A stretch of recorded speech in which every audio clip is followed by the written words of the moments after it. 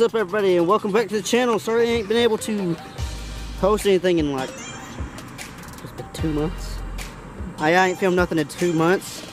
Trying to stay home and doing the whole quarantine thing, but today got a special treat for you. We're with Clinton today, and we're going to be filming the battlefield of Leatherwood, fought between the North and South during the Civil War. And we're going to give you a little tour of the place during the daytime, and then hopefully we can be doing a paranormal investigation here at night. Now this is where the actual fighting took place, so hopefully we catch something. So if you ain't already, like, subscribe, and hit the notification button, and yeah, let's get going. One side was on the other side of the creek. Okay. That didn't mean it didn't fluctuate either side, but that's how the actual battle started, is that you had the North on one side of the creek and the South on the other. So which one was the north side? To be honest, I don't know. But that's what I've always read, is that that was on each side of the creek. Okay. For me, myself, though, I think it was, I always suspected the North being on this other side, and the South was on the lower end. Like around through here. Now, back then, though, this was all garden area. Yeah. You had the salt works, and you had the tents where the Confederates were staying, and then you had, and the North come through and actually snuck through the garden before they eventually got spotted, and they got, and then the battle ensued. Okay. Yeah.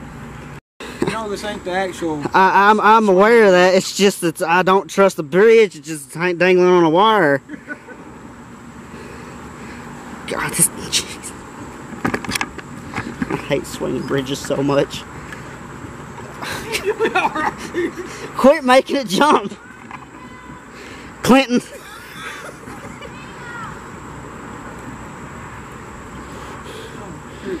Oh, hey, puppers. Hey, puppers.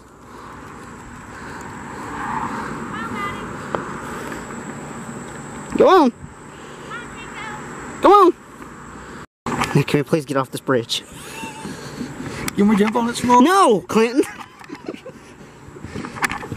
Puppers just wanted little pets.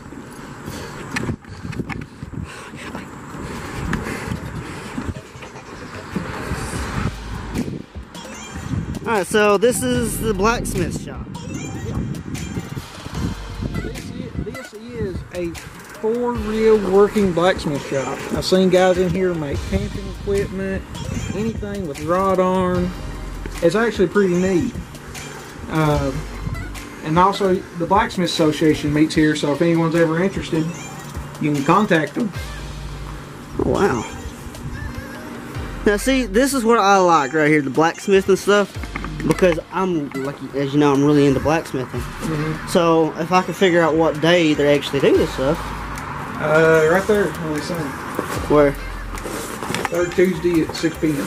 So if y'all are in the Leatherwood area, come check it out. Blacksmithing's pretty fun. Oh yeah. Now, you said earlier that they brought in a lot of the cabins from... Yes, they are currently, they're looking around. I don't want to give away their secrets, but they're actually people who are willing to do, who are willing to work with them. They actually bring the cabins back down here to the battlefield, and they reassemble them to their most original possibility, as I know. And then they put them on here for show, for people to enjoy them, and they get to see the early pioneer life of what it was like, not just the Civil War. So, like, was this one of the original cabins here, or was this one they moved? This is one that they moved. So, really what they do, guys, they mark each board here a certain number and letter, and they take it apart like Lincoln logs, pretty much. Yep, like Lincoln They take them apart like Lincoln logs, bring them here, put them right back together, and put their own little clay back in it, make it look as real as possible. See, this was the Vernon Cornet cabin. I'm going to go to hunch to say that's the post office, and... Yep, that's the post office, and it's like, I guess you could call it a small museum. Okay. They actually, they do have an early version of a post office inside, but sadly we can't go see it today. Yeah, today, guys, we're not able to get in any of these buildings right here because they are locked up and they are under 24-hour security and stuff like that, and we will respect that. Yep. So, because we have got permission from, we do have permission from the Leatherwood board. Or one of its members to come down here today and look at the grounds and look at the buildings and conduct this paranormal investigation here tonight. So we do have permission to be on here. So yeah, unless you want to come down here, you need permission to do so. Yeah. Also, if y'all interested, actually, because they still do reenactments down here, they usually hold them during October and around, like, I believe it's the 26th, 27th, but 28th. It's around like the 3rd week. Yeah. When the COVID ain't flying everywhere. Yeah. So if y'all interested, hey, right there's your date. Come down and check it out. It's very fun to watch. Very entertaining. Entertaining, yeah. That's what I was going for. But let's carry on with this. I would like to say one other thing is on this video, I'd like to thank the entire Leatherwood board and the members who allowed us, sorry about that, come down here and do this. I really appreciate it, and it's just, I love bringing history alive. So let's get back to it, guys. So, God, why you can't see because it's the sun. So this is the post office, museum, and general store. They got their own plaque here as well. We'll let you read that. And then we might get on the porch and get a better shot at the flags, but that's the first national Confederate flag. Is it? The first national was, whenever you hear the technical term stars and bars, that's not really for the Navy Jack, it's for the first national. So the first Confederate flag pretty much was a United States looking flag, but with the circle on it. Pretty much. That's a Union equivalent right there, but that was their first country flag. As a country, that was their national flag. Yeah. So that was the original first 7 states that seceded, but I cannot for the life of me remember right off their exact order. But there was the first 7 states that seceded from the Union. That was the flag that they had. Okay. And that's actually the flag that they flew off Fort Sumter when everything hit the fan and the war started. Okay. The Confederate flag that we see today ain't what they flew all the time. That was more of a... Okay, the flag that you see all the time, it was the was actually the naval jack. They took that pattern, they actually derived from the battle flag, and the battle flag came from the Army of Tennessee. And then there were other versions like Lee's Army of Northern Virginia that came out. But all those original designs came off from the Army of Tennessee, which was a battle flag. And then it's kind of spread it out throughout the ranks when they saw it and they started making their own copies of it. And then, of course, you had the Confederate government issuing them throughout. But there's actually a lot of flags that you would see today and you'd wonder, what flag is that? And it's actually a Confederate flag. But it's there's so many different ones. But also, I do want to point out, though, that the Battle of Leatherwood, they do celebrate Southern history, but they also celebrate Northern history. This is not pro either way. So pretty much what he's saying, it's not just Confederates. They don't just celebrate Confederacy. They also celebrate the Northern, because both sides fought for what they believed in, and both sides, brothers and fathers, sons, and everybody was against each other. So they celebrate both sides. Is this the salt kennels? Yeah. Alright, so here's a pretty good story. Tell us about the cornbread. Oh, okay, the cornbread. Before I can tell you the cornbread, this here is to my knowledge, I could be, of course, I'm not an expert. This is actual salt kettle from the time period that we're showing. this was leatherwood was a salt works, and that actually produced salt, raw salt, for the Confederacy, because the Confederacies held this salt works, held the eventual control over Kentucky during the progression of the war. But what this salt works is, it produced raw salt for anything for using in curing pork, to saltpeter to make black powder for ammunition, guns, anything you can think of with salt. This salt works made it for it. And this was actually one of the larger producing salt works in the area. There wasn't a whole lot of them, but this was one of the big ones. But this here, to get to the cornbread now, was the Confederates that were stationed here guarding the salt works. I don't know how they got all the stuff together, but they literally managed to get enough stuff, whether it was a rations or someone else, that they made a pone of cornbread to feed themselves using one of these kettles. Now, if you can imagine a pone of cornbread this huge. I mean, come on, guys, look how big this is compared to my hand. I mean, yeah. You can almost sit and bathe in this thing. Yeah, exactly. This is practically a huge tub. Yeah. So just imagine how many mouths got fed by that little big old stack of cornbread. Yeah. I mean, a lot of guys didn't go hungry that night. I'll say not. A lot of the Union guys. What ended up happening was that this, when the North came in here and they had the battle, and the Confederates had to retreat. They couldn't hold them off.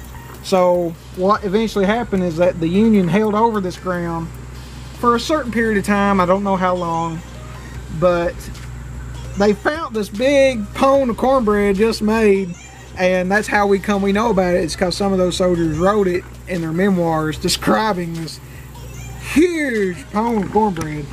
I think that man's name was Clay Jones. He had they found this big pone of cornbread, and of course I'm sure they helped themselves to it. Oh, without a doubt. But what happened is, I couldn't imagine a pone of cornbread this size. The way I see it, you make a big thing of cornbread like that, it's going to feed somebody's entire holler. Oh yeah. And probably then some. Yeah, I say so. I'd be more than willing to bet so. Oh, but you guys watching this, but you can't tell, it is hot. Yes. Very hot. And there are gnats everywhere. Oh yeah, yeah, you can see the gnats on the screen. So this brings us up to... I don't know about this cabin. Let's see, there might be some information on it. Okay. No, I mean, sunlight, man. There it goes. It's a beautiful looking cabin. They got a function work before. I say it's new then. Okay, this cabin is approximately 130 years old. The Watts Cottle cabin, occupied by Brian Watts from the early 1900s until his death of 1970. That's literally probably one of the last descendants in this cabin was in 1970. Wow. Let's see. The structure was moved from Big Branch of Perry County in 1973 and reassembled by Elbert Cottle, where it stood until recently moved to this location. Huh. So this was one of the original cabins from Perry County? Yeah. Okay. Leatherwood is comprised of cabins from everywhere. Yeah. But the list is probably so big I couldn't name them all, to be honest with you. Let's see, it was, before you hit it again, let's see, was constructed of yellow poplar. Yellow poplar. Poplar. Yep, poplar trees. Oh, okay.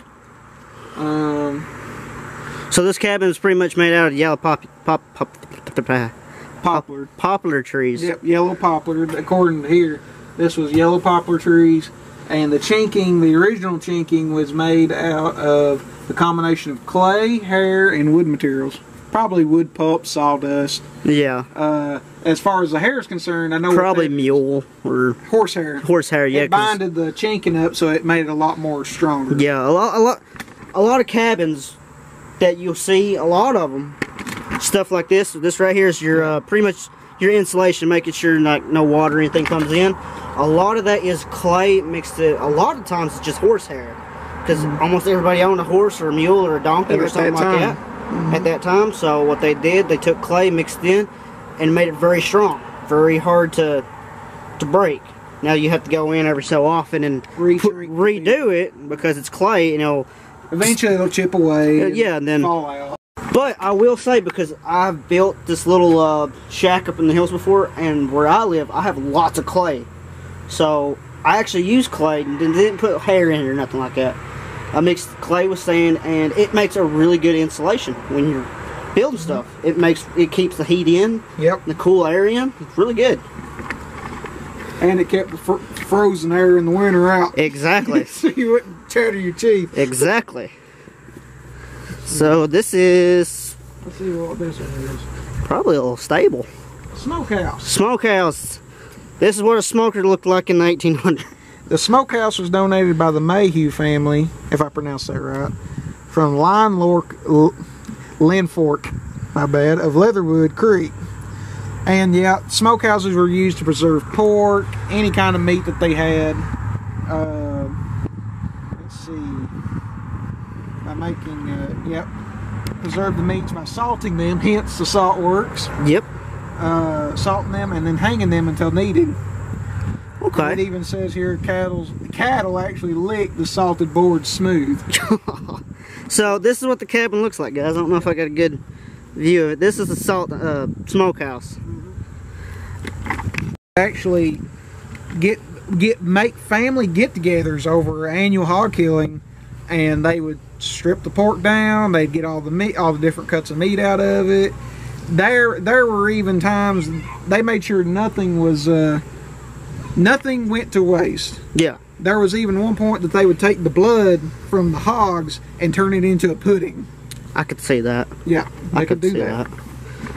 See, a lot of times when you walk into places like this, when you walk in, you'll see meat hanging, well, pretty much from the rafters, all lined up. What is that? 19? What does that mean? Whoever it was, HM, whoever he was, carved his initials in it in 1925. Oh, wow. So, let's see, you do the math. 20... That's 100 years. 90 something years. That's 95 years 95 ago. years. Mm-hmm. Huh. Well, that's pretty cool. Right. So here's just something y'all can read a little bit more about this cabin. Mm-hmm. See, the reason why I'm doing this is this is going to be the first video. Now, the second video is going to be the investigation. This video is just giving you a little history about where we're at, because a lot of times I show you places, and yeah, I'll admit a lot of times I don't know what's going on at these places. But here, he knows a little bit about this place, and then you got lots of plaques telling you what's going on, and a lot of other facts we actually do know, because this is a true battle. I mean, more officials would say it was more of a skirmish, but for the people and myself, if you was in that, for me, if you was in that fight, I'd say it was called a battle. So this is why I'm showing you this video first. That way, when the next video comes out, you'll be, okay, so he's at this little location right here, this, and it's pretty much giving y'all kind of a history lesson. So, yeah. So, we got those, that's part of the things too, right down there? Yeah, I don't know if the shed overhang there was part, but I know the barn was true. The true? Okay. Yeah. Okay, so we're going to be checking that out here in a second. Yeah, okay. We'll check it out here in a second. Alright, so we'll be back here in a second. Mm-hmm. Okay, so this is a little Bull Creek building.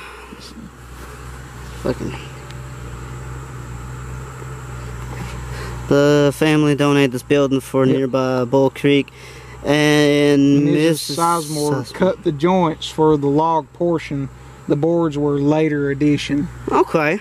So this was probably more of a cabin a cabin structure, and then they added the boards later on in its lifetime. Okay. And pretty much what y'all see here, these are like old plows and stuff. Am I correct that these are plows, right? Or not what this looks like to me. Or just what I know about it is that this blade here sits down, it lays down on the ground, and you had a tractor pulling it, and this thing, if I'm right, this was, you'd be like in a big field of hay, and it has a big side blade, and it just brings it down. Yeah, and it cuts it down. I want y'all to see how long this has actually been here, because this stump has been cut, but is currently growing inside of the tree. Yep, they had to cut the tree to get the thing out of there. Yeah, so that's how they found it. They found this stuck in the tree. And it looks like they found a second one here that's in pretty decent shape. Yeah. Of course, I'm not a expert on farm equipment, but what I do know is a lot of this equipment, as long as it's still got the parts to it, you could probably take this thing out in the field and it'd still do I say it still works. Okay, so this is the barn that they got down on here. Yeah. And this is a log buggy? To my understanding, let's see. Barn roof repaired thanks to the Fund Foundation for Appalachian, Kentucky, and funding the. To my understanding, they actually had a group come down here and they was willing to put money into actually fixing the roof. Oh yeah? And you can see, like right there, you can get a shot. They fixed it the old way. They literally got wood shingles. And they layered them across the barn. Oh, I see that now. Wow. Yeah, they didn't do it the new way. No, they just actually. They probably hewed these pieces of wood, and they climbed on the roof and hammered them into place. And there's a shot there where you can see how they layered them so the rain wouldn't go back in. I like that. Did you see inside the log? It's hollow. Oh yeah. Now, I don't know a lot about this buggy, but it seems that when they had this wagon, that this log was actually sitting in the wagon, and that was the wagon. There was no traditional wagon. So that's what they'd put their more than likely they'd put their stuff inside the. Okay. Yeah, that log was the wagon. Like that right there with my hand. How big this tree was. Huge. It was huge. We got another plaque here. Barn.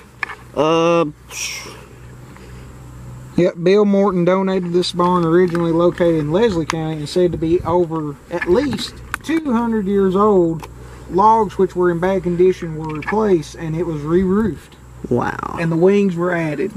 These were added on. So this was just the original barn right here. So what's this used for right now? Just the logging thing? Just the store? I think they use it for storage. Yeah.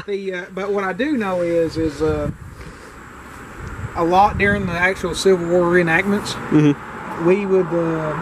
we'd actually participate. The barn would be part of the fight, and we would have sharpshooters sitting in the upper loft, and they would crack off shots out to the opposing forces, and they actually took they made it part of the battle where they captured the barn and make a retreat from it.